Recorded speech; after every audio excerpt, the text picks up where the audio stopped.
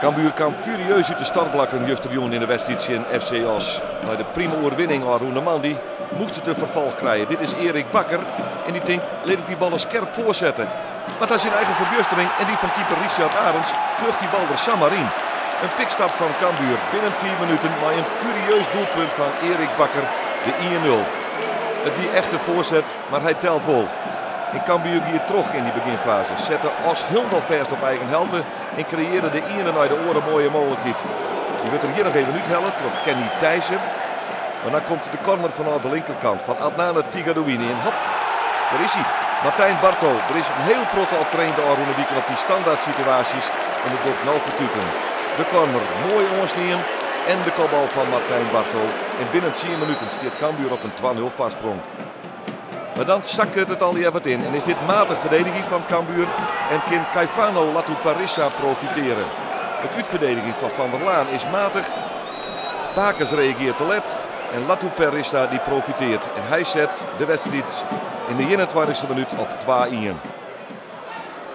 Dit is de slotfase van de eerste helte. Maar Oebeles Kokker, let op, het prachtige baltje op Adnane Tigadouini. Mist 1 keer, mist 2 keer, maar 3 keer is kippersrug. En op slag van rechts zet de onvaller van Cambuur de Louters op een 3-1 vastsprong. En dat is mooi om de rechts mee in te gaan.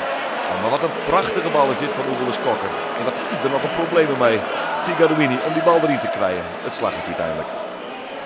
Dit was de helte dan, maar de uittrap van keeper Leonard Nienhuis van de Louters. In terugkop worden.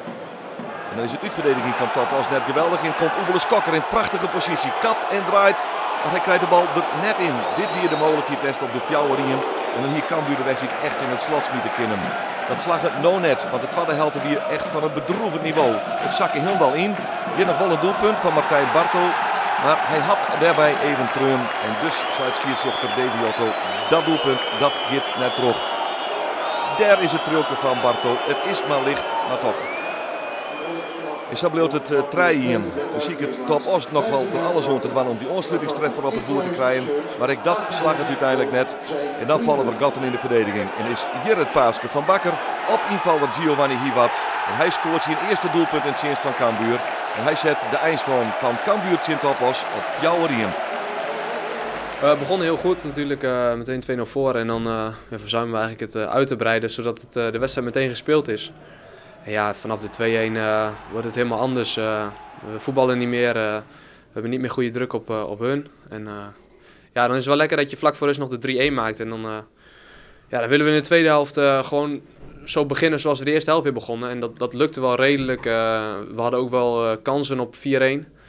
En ja, die maken we dan weer niet. En dan, ja, dan is de hele tweede helft voor de rest niet om aan te zien eigenlijk.